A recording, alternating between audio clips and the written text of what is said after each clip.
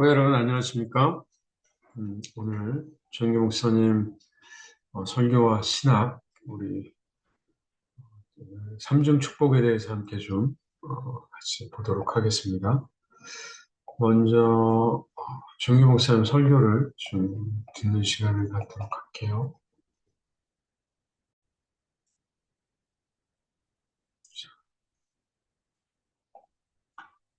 설교를 먼저 듣겠습니다. 저는 오늘 여러분과 함께 행복과 마음의 작정, 이와 같은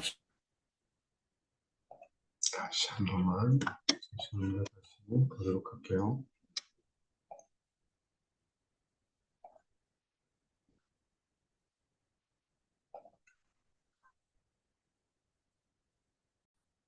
이 세상에 사는 모든 사람들은 행복해질.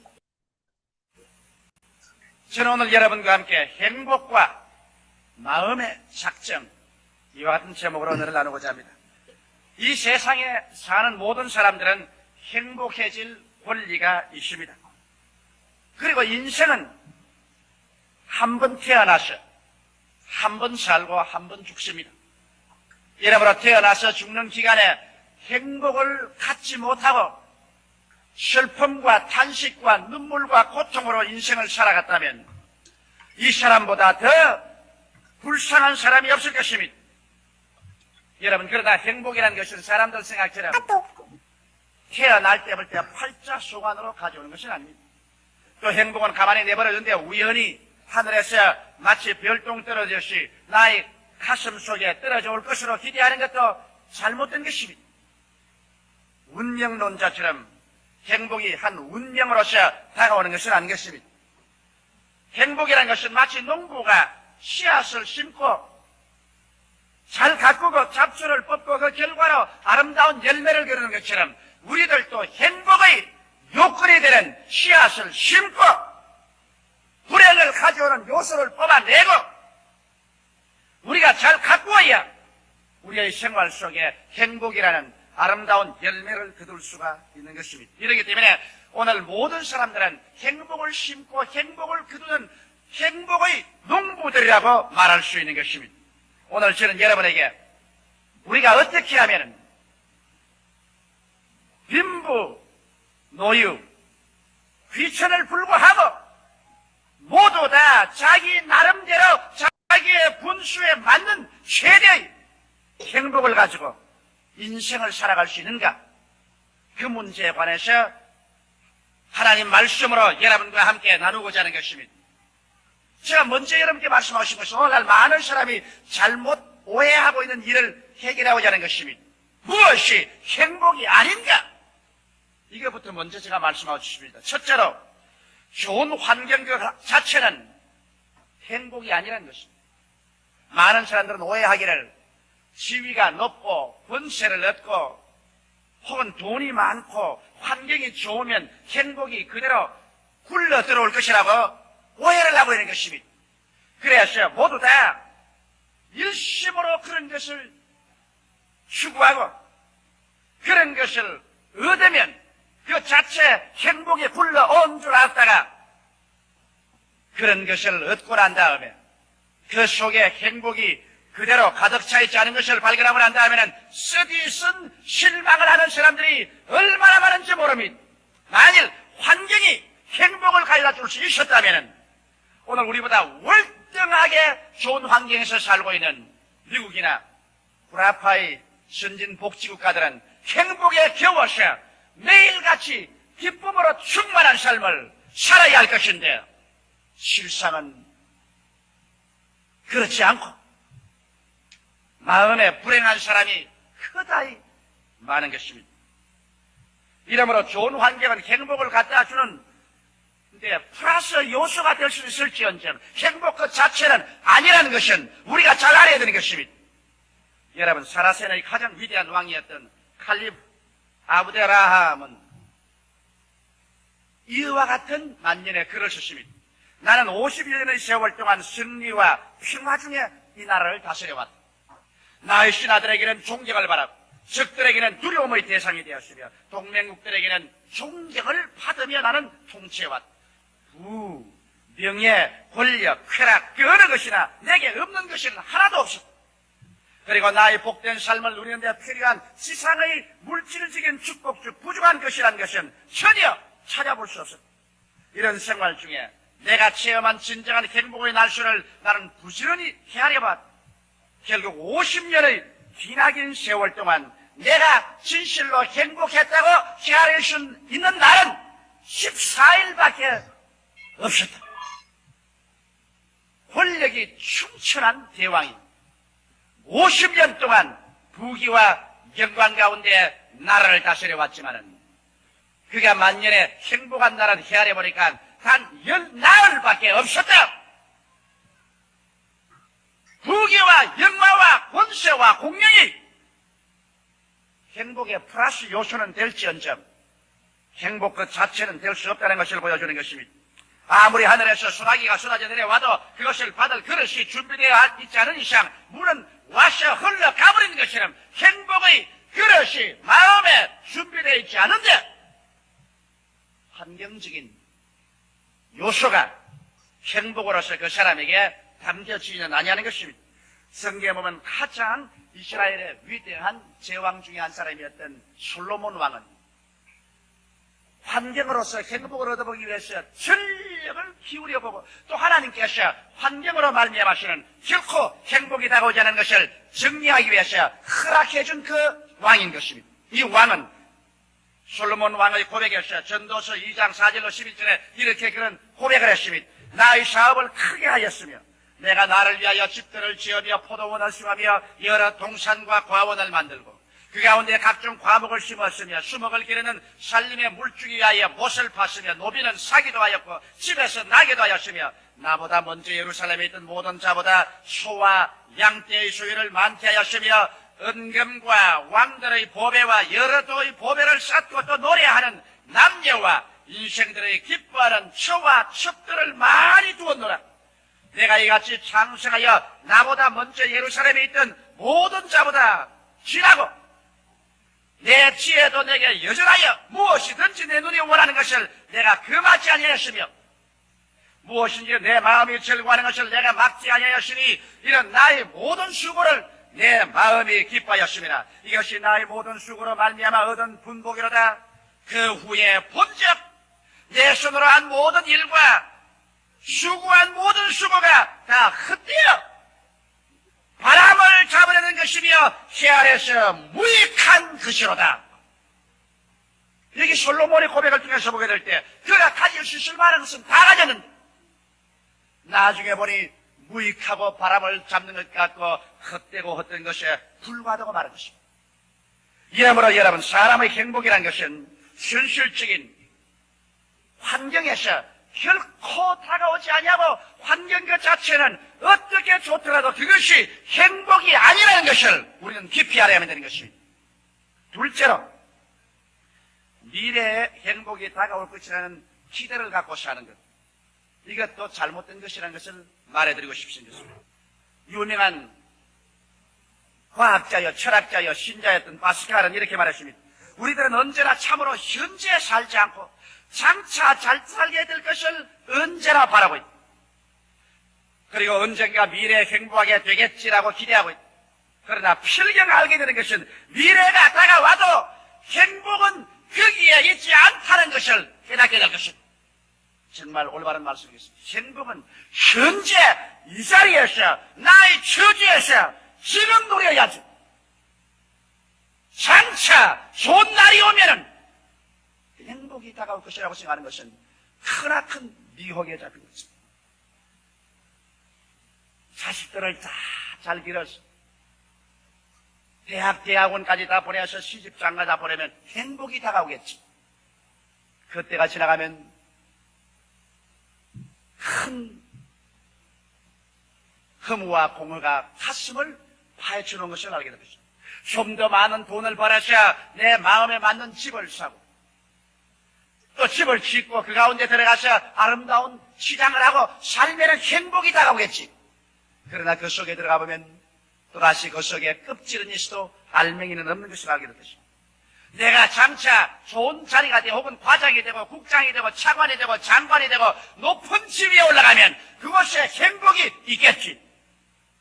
그곳에 올라가서 높은 자리에 앉아보면 그곳에는 텅 빈 공간밖에는 없더라는 것을 발견하게 될 것인 것입니다. 행복을 여러분 장차 어느 날에 문제가 해결되면 올 것이라고 생각하면 인생에서 문제는 언제나 다가옵니다. 이 문제를 해결하고 나면 또 해결할 또 문제가 있고 이 산을 건너고 나면 또 저 산에 다른 산이 다가오고 이러므로 말미암아 행복이라는 것은 여러분 언제든지 내일에 기대하고 있으면 거기에서 행복은 다가오지 않는 것입니다. 무엇 때문에 행복해질 것이다.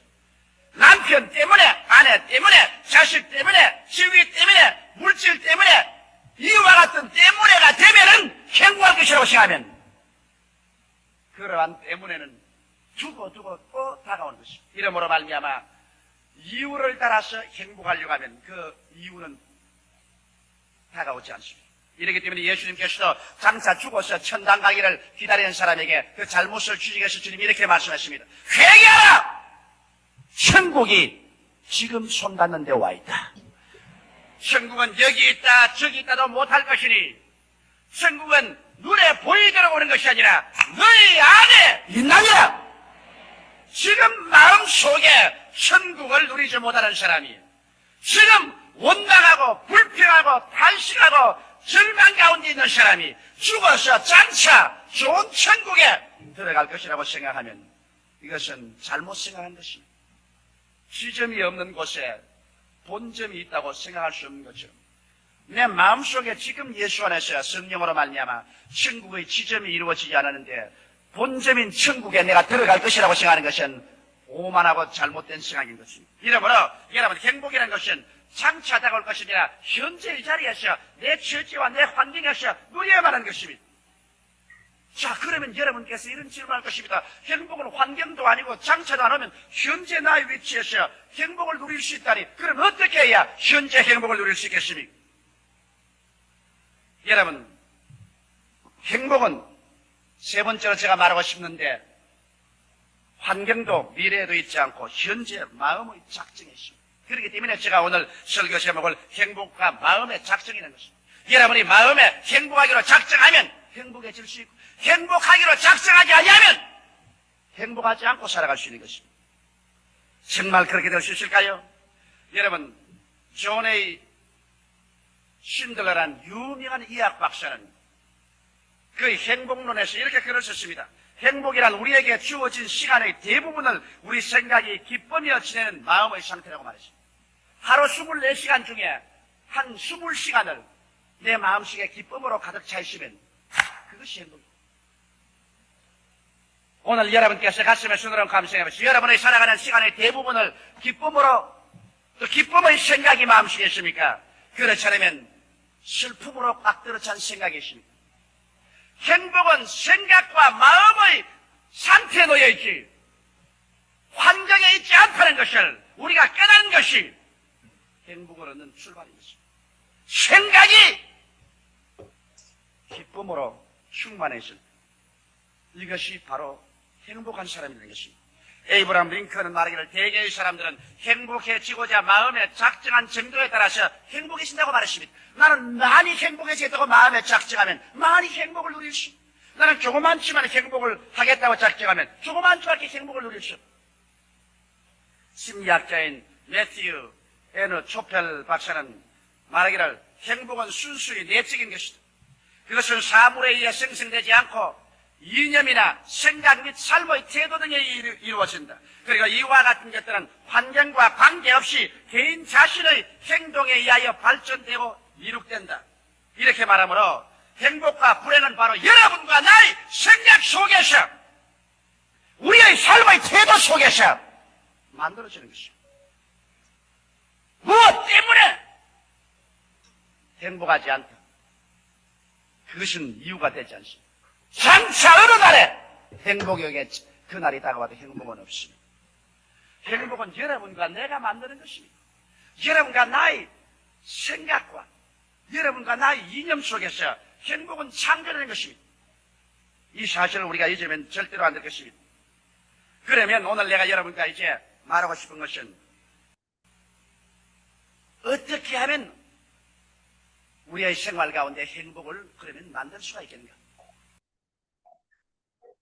예, 종희 목사님 설교였습니다. 지금 여러분들과 같이 좀 봤는데요. 어떤 의미에서는 빌립보서 4장 4절에서 7절이었고, 제목이 행복과 마음의 작정이라는 설교였는데, 이게 지금 1981년도 설교예요. 그러니까 이미 어떻게 보면 이 내용을 여러분들이 보시면서 좀 느끼셨을 텐데, 이게 4차원의 영성, 오중복음 3중 축복에 대한 부분들이 굉장히 많이 담겨 있구나라는 것들을 좀 보시면서 이미 조영기 목사님께서 80년대부터 어떤 4차원, 오중복음 3중 축복 이야기뿐만 아니라 4차원의 영성에 대해서도 좀 이야기를 하고 계셨구나라는 것들을 좀 볼 수가 있고요. 80년대 이제 어떻게 보면 이제 굉장히 젊으셨을 때 설교이고 또 늘 우리가 보면은 저 당시 80년대, 70년대, 80년대, 특히 이제 80년대는, 여의도 순복음교회가 이제 여의도로 이제 이미 이사를 오고 나서 굉장히 폭발적인 부흥을 경험할 때이고, 또 그런 면에서 또 어떻게 보면 설교가 굉장히 파워풀하고 어떤 확신을 가지고 설교하고 계시다라는 것들을 좀 우리가 발견할 수가 있죠. 그래서 그런 부분들을 좀 보시면 좋겠고, 그 다음에 이제 설교를 했을 때 굉장히 뭐 원래 다이나믹하지만 조시기의 설교가 물론 그 전에 더 뭐 70년대, 60년대, 70년대 설교보다는 조금 더 좀 뭐랄까요, 좀 정제된 게 있지만 그래도 여전히 굉장히 다이나믹한 그런 설교를 하고 계시는 것들을 우리가 좀 볼 수가 있겠습니다. 그래서 오늘 이제 오중복음 3중 축복 중에 3중 축복에 대한 부분인데 조윤기 목사님의 책 오중복음 3중 축복을 가지고 우리가 좀 이야기를 좀 하기를 원하는데요. 자, 오중복음 뭐 3중 축복 조윤기 목사님의 어떻게 보면 신학을 정리한 것이라고 말씀드릴 수 있겠고 오중복음을 이제 5가지의 복음을 어떻게 보면 이제 복음을 5가지의 스펙트럼으로 이렇게 본 거였다고 저번에 우리가 시간을 계속 말씀드렸는데 중생의 복음, 성령 충만의 복음, 축복의 복음, 신유의 복음, 재림의 복음 해서 또 성경교회 4중 복음에 축복의 복음을 하나 더 넣은 어떻게 보면 조금 더 좀 한국적인 정서에 맞고 한국에 토착화된 어떤 그런 복음 이해라고 말할 수가 있겠습니다. 그래서 이것이 순복음의 주제인 것이고요. 어떤 성경적인 근거를 가지고 있는 조영기 목사님의 신앙의 이론이 되겠습니다. 그래서 오중복음이 우리의 신앙을 위한 어떤 이론이고 교리라고 한다면 이제 이론하고 교리는 말 그대로 어떻게 보면은 체계에 대한 거니까 이거가 실제적이고 적용이 돼야 되잖아요. practice하고 application 돼야 되는데 그 부분이 그렇게 되지 않으면 굉장히 탁상 공론이 돼요. 그러니까 설교학에서도 많은 학자들이 티오리에 대해서 이론에 대해서 이야기들을 하고 있지만 그런 학자들도 어떻게 보면은 뭐 굉장히 뛰어난 이론들, 많은 학자들이 공감하는 이론들을 이야기하는 학자들도 있지만, 설교학에서는 어쨌든 이 설교학이라는 자체가 굉장히 프랙티컬한, 실제적이고 적용되어지는 뭔가 띠오리, 이론뿐만 아니라 그 이론이 실제적으로 어떻게 설교로 실제화가 될 것인가 이런 것들이 중요하기 때문에 그렇게 이론과 자기의 어떤 설교의 실질적인 방법론을 제시하는 학자들이 굉장히 좀 높이 평가하고 많이 이야기를 하고 있죠. 예를 들어서 귀납적 설교 방식을 이야기하는 뭐 프레드 크레독이라든가 또 호멜레리칼 루프라고 이야기해서 설교의 플랫, 설교의 어떤 흐름에 대해서 이야기를 하고 자기만의 설교 방법론을 이야기하는 호멜레리카 플랫이라고 해서 설교학적인 어떤 플롯, 설교학적인 흐름, 설교학적인 내용에 대해서 이야기하는 유진 로리 같은 학자들도 굉장히 높이 좀 평가하고 있고, 보면은 현상학적인 설교 방법론을 제시하고 있는 데비 버트릭 같은 사람도 허멜레니칸 무브라고 해가지고 자신만의 어떤 설교 이론들을 이야기하는 면에서 평가받고, 또 예를 들어서 폴 스칼비슨 교수 같은 경우에는 4페이지 sermon이라고 해서 4페이지 설교, 실질적인 설교의 어떤 그런 형식, 방법론들을 제시하고 있어요. 마찬가지로 조용기 목사님이 어떤 엄청난 그 교회 부흥의 그런 역사를 일으켰다는 어떤 그런 부분들도 평가를 받지만, 사실은 그와 같은 어떤 그 목회에 있어서 오중복음이라는 어떤 실천적인 이론과 또 그것이 이제 실제적으로 이루어지는 삼중 축복이라는 부분에 있어서 굉장히 평가를 받는 거예요. 그래서 오중복음이 참된 성경적 복음이라면 실생활에서 위대한 능력이 나타나기 마련인데, 그 오중복음이 실생활에서 적용되는 것, 그것을 종교 목사님이 삼중 축복이라고 이야기를 하고 있는 거죠. 자, 상중축복의 의미는 뭐냐? 삼중축복은 구원의, 전인 구원의 결과. 그러니까 전인 구원이라는 건 영혼과 육체와 환경을 이제 전인 구원이라고 이야기를 하는 거죠. 그래서 그와 같은 전인 구원의 결과로 주어지는 하나님의 축복을 말하는 거예요. 예수님께서 인간을 구원하실 때 단순히 영혼만을 구원하시는 것이 아니라 그의 삶 전체와 육체까지도 구원하셨잖아요. 그래서 아까 말씀드렸던 육체의 구원. 그 육체의 구원은 정말로 피지컬한 어떤 그런 환경도 되지만 우리의 circumstance, 주변, environment, 환경까지도 구원하셨다는 거예요. 그래서 그리스도의 복음을 말미암아 완전한 구원의 목적이며 그것이 전인 구원이라는 거예요. 성경이 이야기하는 구원의 목적이고 뜻이라는 거예요. 그래서 삼중 축복이란 오중복음이 실제 삶 가운데 적용되는 핵심적이고 요약적인 원리라고 말할 수가 있겠죠. 성경의 근거, 우리가 너무 잘 알고 있는 요한삼서 2절의 내용이죠.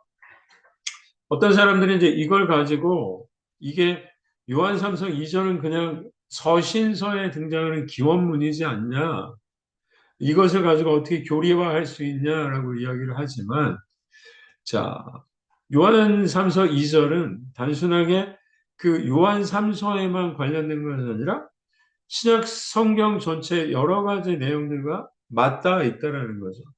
그래서 사금서를 먼저 보면 예수님께서 실제로 죄인의 죄를 용서하시고 위로해 주시고 병든 자를 고쳐 주시고 배고픈 자들을 먹여 주시고 죽은 자를 살리셨다라는 거예요. 그래서 예수님께서 이 땅에 계시면서 어떤 공생의 사역을 하시는 동안에 인간의 실존적인 실제 어떤 그 살아가는 삶의 문제를 집중해서 보셨고 그 문제를 해결해 주셨다는 것들을 볼 수가 있어요.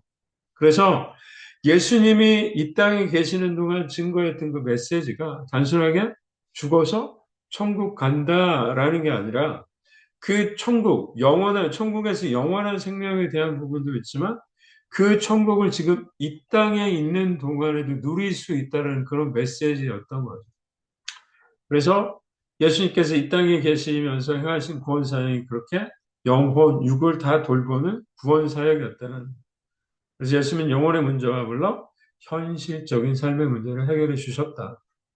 죄 없으신 예수님께서 십자가에 못 박혀 죽으심으로 죽었던 인간의 영혼을 살리셨고 모든 저주를 속량하셔서 환경적 저주에서 구원하셨고, 그리고 우리의 육체적인 예수님의 그 채찍에 맞고 죽으심으로 고난받으심으로 우리의 질병까지 나았다라는 거예요. 예수님 부활하심으로 영원한 생명을 보증하셨죠. 그래서 결국 예수님의 생애와 죽음과 부활이 전인 구원을 위한 삼중 축복의 근거가 된다. 그러니까 우리가 요한3서 우리가 2절에서 말의 이야기가 아니라 요한3서 2절에서만 아니라 사복음서에도 보니까 그렇게 전인 구원에 대한 이야기들이 있더라라고 볼 수가 있고요. 서신서에도 마찬가지죠. 예수님의 제자들, 삼중고의 역사를 이루었다는. 예를 들어서 사도행전에 보면은 안진뱅이를 고치고 병자, 귀신 들린 사람을 고치는 그런 제자들의 모습이 있었을 뿐만 아니라 여러 가지 서신서들 속에서도 볼 수 있어요. 예수 그리스도를 믿는 사람들이 새로운 피조물이 되었다는 고린도후서, 또 삶이 완전히 새로운 모습이 됐다는 갈라디아서 6장의 이야기들. 그래서 그리스도의 복음이 임하는 곳에 어떻게 보면 관계적인 변화, 결혼, 자녀들, 정부, 여러 가지 어떤 삶의 불안, 비탄, 기쁨, 자유, 재물, 명예, 이런 삶의 변화들에 대해서 이야기를 하고 있다라는 것들도 말씀하고 있어요. 그래서 충실한 신앙 생활의 복이 이 땅에 있는 동안에도 있음을 이야기합니다. 그래서 바울 같은 경우는 디모데전서 4장 8절에서 경건이 범사에 유익해서 지금 이 땅에서의 삶뿐만 아니라 내세 죽음 이후의 삶 속에서 약속이 주어진다라고 고백하는 것들을 좀 볼 수가 있죠. 그래서 하나님께서는 인간의 어떤 부분에도 무관심하지 않으시다라는 거예요. 영혼과 육체와 범사의 삶의 서신서에도 그와 같은 삼중 구원의 의미들을 발견할 수가 있겠다. 자, 그런데 이제 삼중 축복은 사실은 뭐에 근거하느냐? 삼중 타락과 밀접하게 관계가 되어 있는데, 자, 아담과 하와의 불신앙으로 인해서 우리의 영이 죽고, 육체가 죽고, 환경이 저주를 받고, 그렇게 되죠. 그런데 이제 예수 그리스도의 오심을 통해서 우리의 영혼이 구원받고, 육체가 구원받고, 환경이 새로워지는 그런 역사가 있는 거예요. 그래서 이렇게 이제 표를 좀 만들어 놓았어요. 자, 영혼이 축복, 내 영혼이 잘 되고, 건강해지고, 삶에 범사가 잘 되는 이런 축복이 삼중적으로 임하게 됐다라는 거죠. 자, 이거를 좀 이제 개별적으로 좀 보자면, 야훼 하나님이 그에게 명하여 가라사대 때, 동산 각종 나무의 실과는 임의로 먹되, 선악을 알게 하는 나무의 실과는 먹지 말라. 먹으면 정말 죽을 거야. 라고 말씀하셨어요. 자, 그런데 결국 아담과 하와는 그 선악과의 열매를 따먹게 되었고 영적으로 죽게 되죠. 영적으로 죽었다라는 건 생명의 근원 대신 하나님하고 분리가 됐다라는 거예요. 그래서 영적으로 죽기 전에 우리는 하나님과 교제하고 대화하면서 하나님의 지혜, 분별력, 은총을 받으며 살았는데 그렇게 되지 못하면서 신본주의의 삶에서 인본주의의 삶으로, 그래서 인간의 제한된 수단과 방법과 인간의 어떤 그런 지혜로 살 수밖에 없는 존재가 되었습니다. 그래서 에덴에서 쫓겨난 다음에 하나님과의 영원한 지혜가 되시고 생명이 되신 그분하고 우리 단절이 되니까 결국은 영적인 게 아니라 단순하게 어떤 육체적인 오감을 통한 지식, 감각적인 지식, 이런 것들만 얻을 뿐이었고 하나님으로부터 어떤 신적인 계시적인 지식을 얻을 수 없게 된 거죠. 그게 인간의 타락으로 인한 영적인 죽음인 거예요. 자, 두 번째는 뭡니까? 하나님께서 이제 타락한 인간을 향해서 이제 내리시는 심판의 말씀이잖아요. 창세기 3장 17, 18절에 아담에게 이르시되 내가 네 아내의 말을 듣고 내가 너더러 먹지 말라 나무 실과를 먹었은즉 땅은 너로 인하여 저주를 받고 너는 종신토록 수고하여 그 소산을 먹으리라. 땅이 내게 가시덤불과 엉겅퀴를 낼 것이라. 너의 먹을 것은 밭의 채소인즉. 자, 뭐예요 여기? 아담과 하와의 죄로 인해서 자, 땅이 저주를 받았다는. 그래서 저주를 받았고 가시덤불과 엉겅퀴를 내는 거예요. 그 전에 예덴에 있을 때는 마음껏 거기 있는 것들을 먹었잖아요. 근데 땅은 저주를 받았고 그래서 가시와 엉겅퀴를 낼 수밖에 없죠. 이게 결국은 굉장히 척박한 삶을 살 수밖에 없는 거예요.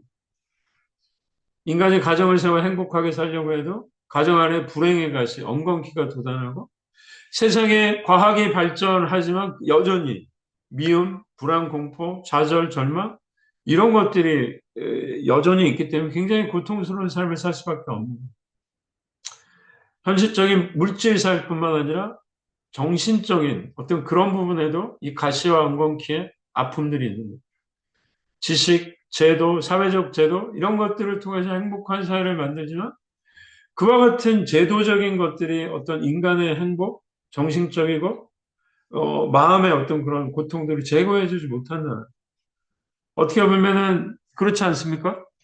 예전보다 우리는 더 많은 것들을 누리고 살고 있지만 사실은 예전보다 더 많은 우울증 환자들이 있고 더 많은 사람들이 스스로 목숨을 끊는 굉장히 고통스러운 어떤 그런 세상을 살고 있는 거예요. 그래서 그와 같은 어떤 환경적인 가시엉겅퀴가 인간을 찌르고 찢기고 피 흘리게 하는 거예요. 자, 그래서 결국 어떻게 됩니까? 자, 너는 흙이기 때문에 흙으로 돌아가야 된다. 자, 처음 받았을 땐 우리 인간은 처음에 하나님이 지었을 때 영원한 생명이었어. 죽지 않았어.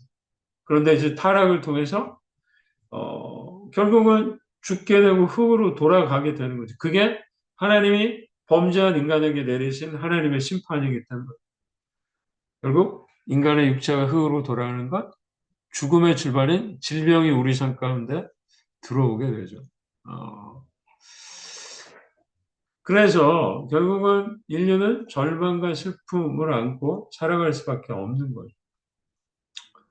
아무리 육체의 건강을 도모하지만 그렇잖아요. 요즘 뭐 건강식품들 많이 먹고 뭐 운동해야 된다라고 이야기하지만 결국은 인간은 죽을 수밖에 없는 그런 존재가 되는 거죠. 그래서 영적 죽음, 환경적 저주, 육체적 죽음 이 세 가지가 아담으로 인한 삼중 타락의 형벌인 거고요. 그래서 예수님께서 이 땅에 오셔서 아담이 첫 번째 그 아담의 타락으로 인해서 우리의 삶 가운데 임한 죽음의 강을 제거해 주시는 거죠. 그래서 삼중 타락이 삼중 구원으로 되는 거죠. 영의 죽음, 환경의 죽음, 육체의 질병과 죽음을 예수님, 마지막 아담, 두 번째 아담은 예수님께서 제거하실 수 있다라는 것, 그것이 이제 삼중 축복의 내용이죠. 자, 예수님을 통한 전인 구원을 보면 그가 찔림은 우리의 허물을 위하며 그가 상하면 우리의 죄악을 인함이라 그가 징계를 받으면 우리가 평안을 누리고 그가 채찍에 맞으면 우리가 나음을 입게 되는 거예요. 이게 바로 영혼의 구원입니다. 자, 예수님, 죄 없으신 그 하나님이셨던 주님이 이 땅에 오셔서 십자가 형벌을 받으시고 우리의 죄와 허물을 대신해서 죽으신 거예요. 예수님께서 다 이루었다라고 십자가에서 죽으실 때 우리의 과거가 현재가 미래가 모든 죄가 한꺼번에 청산되고 완전히 하나님 앞에 우리가 이제 깨끗한 받은 그런 법적인 의롭게 된 칭의라고 이야기하는 거죠. 의롭게 그렇게 칭함을 받는 존재가 된 거죠. 우리가 예수님 믿을 때 영의 측면이 이제는 끊어졌던 하나님과의 영적인 그 통로가 다시 한번 이어지고 성령이 임하시고 하나님이 예수님 안에서 우리를 위해 예비하신 모든 지식의 창문이 우리 가운데 이제 들어오는 거예요. 그래서 하나님이 자기를 사랑하는 자들 위하여 예비하신 모든 것을 눈으로 보지 못하고 귀로도 듣지 못하고 사람의 마음으로 생각지 못하는데 누가? 성령이 하나님이 성령으로 우리에게 보이셔서 성령을 통해서 그전에 죄로 인해서 볼 수 없었던 하나님의 깊은 진리들을 이제는 우리가 보게 되고 깨닫게 되는 거예요. 그래서 우리가 예수님을 믿고 우리의 영이 창문이 다시 열리게 되는 겁니다. 예수 믿고 구원받아 하나님의 지식을 아는 인간의 이성, 과학, 철학적 사유가 아니라 계시적이고 하나님의 그런 신적인 지식이 우리에게 오는 겁니다.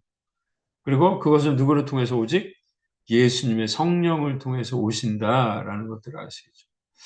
자, 그 다음에 이제 아까 영적인 타락이 영적인 구원이 되었다면 환경의 타락이 환경의 저주가 환경의 구원으로 율법의 저주에서 우리를 속량했다라고 갈라디아서 바울이 이야기하죠.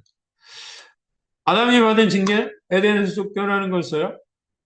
그런데 그와 같은 징계가 예수님을 통해서 청산이 돼야 이 화목이 이루어지는데 늘 보면 하나님은 인간에게 분노하고 심판하시는 분이었지만 바로 예수 그리스도께서 오심으로 하나님과 그런 하나님이 더 이상 분노와 심판의 하나님이 아니라 사랑의 하나님, 돌봄의 하나님, 치료하시는 그런 하나님이 되신 거예요.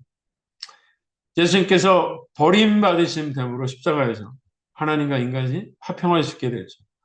예수님을 통해 인간과 화목을 이룬 하나님께서는 하늘문을 활짝 여시고 인간을 초대하고 계시고 저주의 땅, 가시와 엉겅퀴의 땅, 낭패와 실망의 땅이 아니라 이제는 겹과 꼴이 흐르는 축복의 세계로 들어올 수 있게 해주신 거예요. 자, 그래서 우리가 가난에 대해서 이제 부유한 사람이 되었다라고 이야기를 하게 되고, 여기. 그 다음에 저주에 대해서 어떻게 이야기합니까? 율법의 저주를 속량하게, 깨끗게 되게 해주셨다라고 이야기를 하고 있는 거예요. 그래서 예수님을 믿으면 미움, 불안, 초조, 공포, 절망, 좌절, 죽음, 죄악, 정죄 이런 가시들이 이제 떠나가고 평화, 그 다음에 삶 속에 또 우리의 가정에 우리의 환경 가운데 그와 같은 하나님의 축복이 임하게 됐다는 거예요. 자, 육체적인 구원입니다. 아까 영혼의 구원, 영혼의 타락, 영혼의 구원, 환경의 저주, 환경의 구원, 이제는 우리 피지컬한 어떤 육체, 그는 실로 우리의 질고를 지고 우리의 슬픔을 당하였거든 우리는 생각하기에 그는 징벌을 받은 하나님께 맞으며 고난을 당한다. 이사야 53장 4절의 그런 말씀을 통해서 예수님 34년 동안 대속의 생애를 보내셨죠. 마지막에 빌라도 뜰에서 채찍에 맞았고 그렇게 고통당하셨어요. 우리는 육체에 남은 그 예수님의 의지함으로써 그쪽 예수님을 통해서 우리를 도적질하고 파괴하는 질병에 대해 단호하게 치료를 이제는 주장할 수 있게 된 거예요. 자, 그래서 죽어서의 부활뿐만 아니라 그렇죠? 이제는 우리의 육체적 몸 자체가 신령한 몸이 되었다라고 말할 수가 있는 거예요.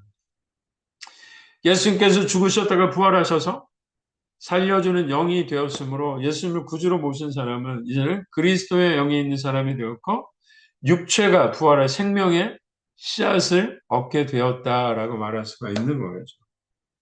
그래서 자, 그 다음에 죽은 사람들 이미 주님께서 이 재림하실 때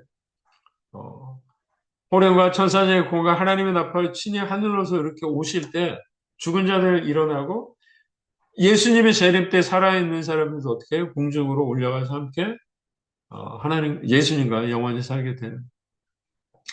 이렇듯 인간의 삼중 타락은 예수님의 전인적 대속을 필요로 하게 되죠. 삼중 타락이 예수님의 그런 전인적인 영혼, 육에 대한 대속을 필요로 하고 따라서 예수님의 십자가의 구원은 전인 구원이 되는 거예요. 영혼뿐만 아니라 육체와 환경 전부를 하나님은 예수님을 통해서 회복시켜 주시고 구원해 주셨다는 것 알 수가 있는 거죠. 자, 요거는 이제 오정복음 삼중 축복에 있는 문제들이니까 좀 보시면 되겠고요. 그 다음 볼게요. 자, 어떻게 그러면은 오중복음과 삼중 축복이 상관관계가 있느냐? 자, 삼중 축복은 영혼이 잘 되는 축복이었잖아요. 그렇죠? 그러니까 영혼이 구원받으면 어떻게 되는 거예요? 죽었던 영혼이 second birth, 중생하는 거니까 중생의 복음하고 관계가 되는 거죠. 그리고 나서 범사가 잘 되니까 그 축복이 육체가 감각해지는 축복의 복음하고 이렇게 또 연관이 되고요. 영혼이 잘 되고 범사가 형통하고 육체가 건강하니까 어떻게 되는 겁니까? 결국은 신유의 그런 복음하고도 관계가 있는 거예요. 범사의 형통과 육체의 건강을 영혼의 문제보다 중요시하거나 앞세우지는 않아야 되는 거예요. 자, 영혼이 가장 중요합니다. 그러므로 고난이나 육체적 질병은 영혼의 잘됨에 필요한 경우이면 고난과 역경은 하나님께서 주신 것으로 우리가 인정할 수가 있는 거예요. 그러니까 우리가 어떻게 보면은 많은 분들이 예수 믿기 전에 어떤 고난과 질병이 왔다고 하면 그것이 우리를 부르시는 우리의 영혼을 구원하고자 하는 어떤 하나님의 놀라운 축복의 통로가 되는 거겠죠. 그런 부분들을 우리가 좀 생각할 수가 있겠습니다. 자, 그래서 삼중 축복은 살아가는 자에게 느끼는 목회적인 어떤 그런 가치 개념이에요. 나중에 또 생각해 보겠지만 이 삼중 축복이라고 하는 것은 단순하게 어떤 이론으로부터 나온 것이 아니라 조영희 목사님이 목회 현장 속에서 목양하는 사람들을 살아가는 그 마음 속에서 그들의 삶을 어떻게 하면 그렇게 영혼이 잘 되고 범사가 잘 되고 강건하게 할 것인가라는 것들을 고민하면서 나온 거죠.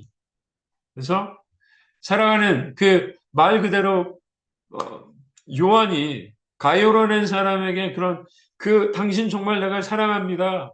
영혼이 잘 되고 범사가 잘 되고 강건하기를 내가 너무너무 축복해요라는 요한의 마음을 누가 조영기 목사님이 느끼시고 그것을 목회 현장에 접목시킨 거죠. 이처럼 순복음 메시지를 오중복음과 삼중축복으로 나눈다면 아까 말했던 오중복음은 베이스, 이론이라고 할 수 있고 티어리, 삼중축복은 practice하고 application, 실천적인 삶의 적용이라고 말할 수가 있고 중생의 복음과 성령 충만의 복음과 재림의 복음은 영혼의 축복의 터전이 되는 거예요. 죽었던 우리의 영혼이 다시 사는 것 중생, 그리고 매일매일 성령으로 동행하는 것, 성령 충만, 그 다음에 다시 오실 그 예수님을 기다리는 것, 영혼의 축복이겠죠. 축복의 복음, 아까 말씀드렸던 삶에 여러 가지 저주들이 떠나가고 가시영광기가 떠나가고 환경에 돌아온 것들이 떠나가고 그 속에 임하는 어떤 삶의 축복이 되는 것이며 범사에 잘 되는 것. 그 다음에 강건하기를 강건한 건 뭐예요? 육체의 건강, 신유의 복음하고 이렇게 매치가 되는 것들을 볼 수가 있겠습니다. 그래서 이렇게 되죠. 영혼의 축복은 중생의 복음, 성령 충만의 복음, 재림의 복음과 관계가 있다면 생활의 형통, 환경의 축복은 축복의 복음과 관계가 되고 육체의 건강은 신유의 복음과 이렇게 짝을 이루고 있는 것들을 좀 볼 수가 있겠네요. 그래서 삼중 축복과 오중 복음에 이렇게 상관관계가 있다라는 것들을 볼 수가 있고요. 자, 삼중 축복을 하면 어떻게 실천할 거냐? 오중 복음의 터위에 세우게 된 실천적인 생활의 삼중 축복은 구체적으로 어떻게 실천할 거냐? 첫 번째, 이사야서인데요. 내 장막터를 넓히며 내 초소의 휘장을 아끼지 말고 널리 펴되 너의 줄을 길게 하며 너의 발등을 견고히 할 것이다. 이는 내가 자로 퍼지며 내 자손이 열방을 얻으며 황폐한 성은 또 사람 살 곳이 되게 할 것임이니라. 이사야서에서 이제 어떤 하나님의 심판받고 나서 이스라엘 백성들이 이제 회복되는 것들을 이야기하고 있어요. 그래서 영혼의 축복, 조영기 목사님은 그리스도인으로 축복의 시장을 넓게 펴야 한다라고 이야기하고 있습니다. 그리스도인들이 십자가에 죽으셨다가 부활하신 예수 그리스도 통해 용서받고 영생을 얻었고 그래서 의롭다 여김을 받았고 예수님의 그 거룩을 덧입은 거잖아요. 거룩하게 돼서. 성령 충만을 받아서 이제는 하나님과 교제할 수 있는 영적인 축복을 받은 사람들이에요. 그렇기 때문에 영적인 휘장을 쭉 넓게 펴야 되는데 어떻게? 기도하고 말씀 공부하고 하나님께 예배드리기를 늘 힘써야 된다는 거예요. 그래서 적어도 매일 1시간 이상 기도하고 끊임없이 말씀을 공부하고 항상 예수님께 예배 드리는 것, 그게 뭐다? 영혼의 휘장을 계속해서 넓게 펼치는 것이다 라고 말씀하고 있고요. 생활의 형통의 축복을 우리가 좀 받아야 돼요. 자, 휘장, 형통, 생활의 형통의 휘장을 넓게 펴라. 어떻게?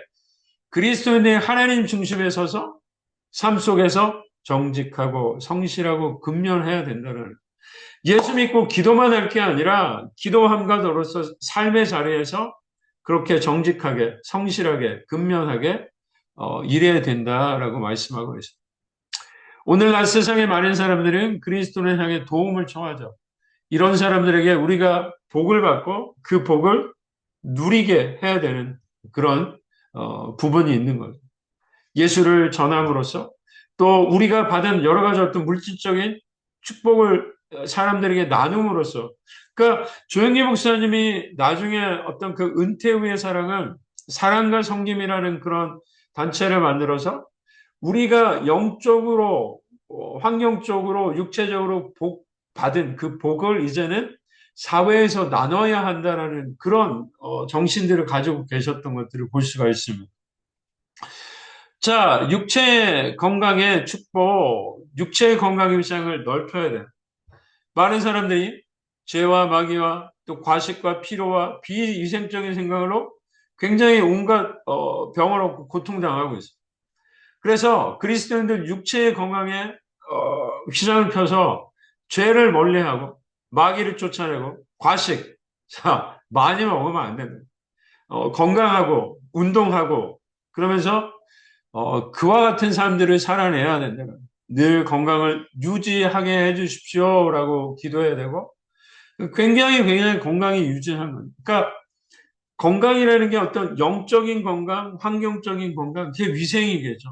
뿐만 아니라 육체의 건강을 위해서 열심히 좋은 음식 먹고 운동하고 뭐 그렇게 해야 된다라는 거겠죠.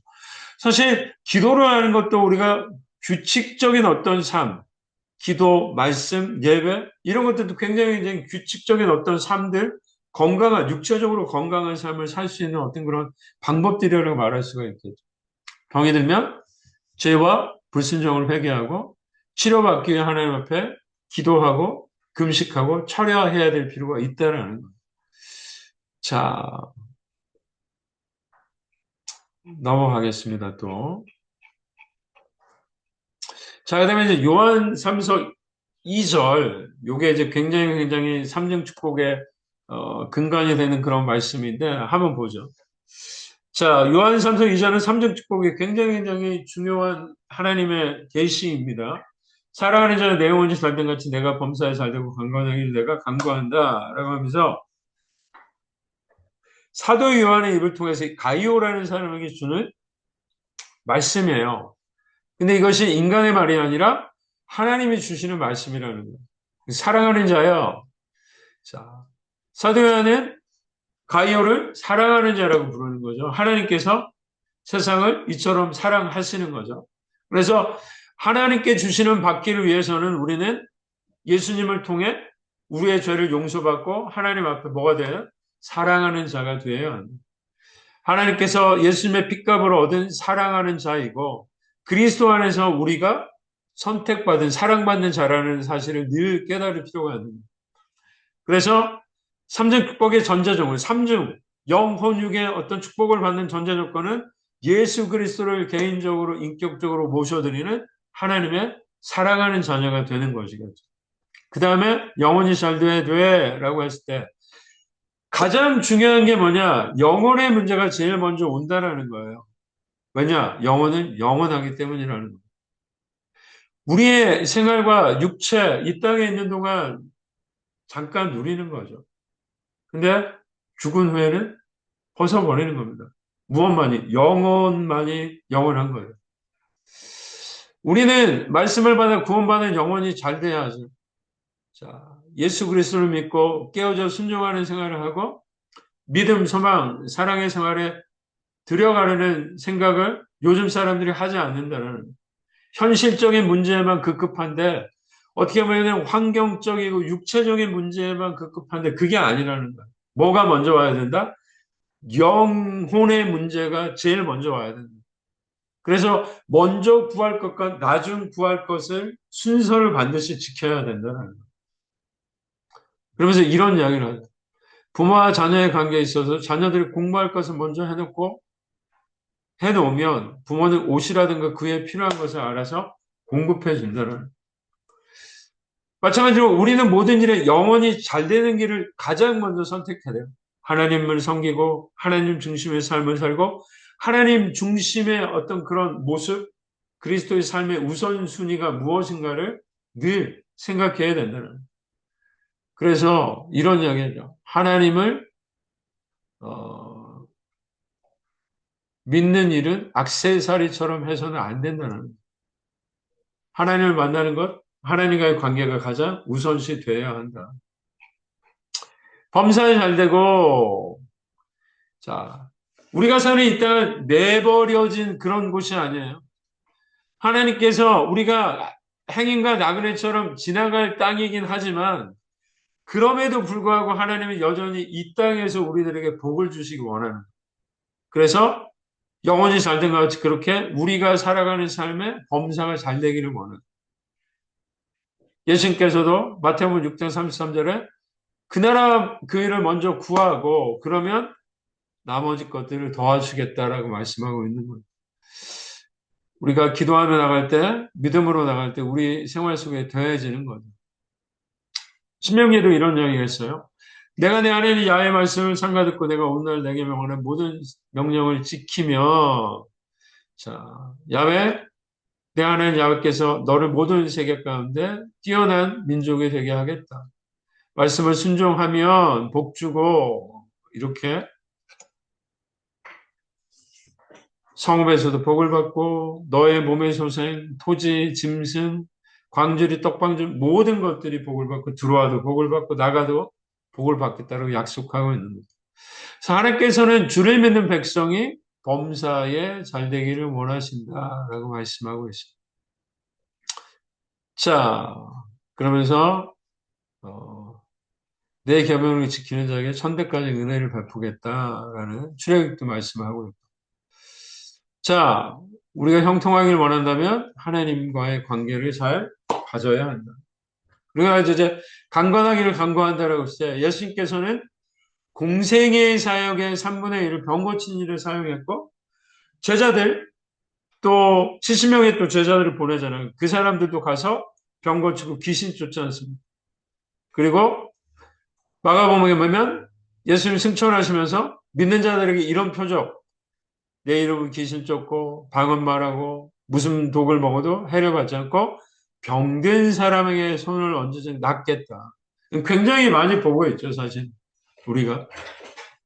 자, 오늘날 많은 또 병자들이 있어요. 요즘은 어떻게 보면은 의학이 굉장히 많이 발전해서 육체적인 질병들에 대한 사실 뭐 암에 대한 부분들도 많이 또 암 걸렸지만 고침받는 사람들이 많은 그런 시대이지만 정신적인 어떻게 보면 의학적으로 굉장히 좀 고치기 어려운 정신적인 어떤 질병을 앓고 있는 사람들이 많죠. 그래서 여전히 우리는 믿음을 갖고 이렇게 질병을 물리치기 위해서 노력해야 된다. 야고보서에 너희 중에 병든 자가 있느냐? 그는 교회 장로를 청할 것이고 그들은 주의 이름으로 기름 바르고 기도할진 믿음의 기도는 병든 자를 구원하고 주께서 일으킨다라는 것들을 말씀하고 있습니다. 예수님께서는 위대한 치료자이시죠. 때문에 우리가 예수님의 보혈을 의지하고 믿음으로 기도드리면 질병이 결박되고 낫게 된다. 하나님께서 사랑하는 자들에게 베푸신 이 삼중 축복은 예수님의 보혈로 이루어졌습니다. 그래서 예수님께서 대속적인 고난을 통해 이 축복을 우리에게 전해 주신 겁니다. 그래서 삼중 축복은 어디에? 예수 그리스도의 십자가 위에 있다라는 것들을 우리는 좀 기억할 필요가 있겠습니다. 자, 우리가 오중복은 삼중 축복에 대해서 같이 좀 이야기를 했어요. 그래서 말씀드린 대로 삼중 축복은 예수님이 말씀하신 그 오중 복음이 실제적으로 삶 속에서 어떻게 이루어지는가라는 것들을 우리가 함께 생각해 보았습니다. 오늘 삼중 축복에 대해서 나누었고요. 계속해서 우리 조영기 목사님의 설교와 신학에 대해서 계속 알아보고 있는데 이렇게 오중 복음과 삼중 축복이 이후에 조영기 목사님의 설교를 또 어떻게 이루고 또 그분이 설교 활동을 했었는가를 또 우리가 좀 보도록 그렇게 하겠습니다. 기도하겠습니다.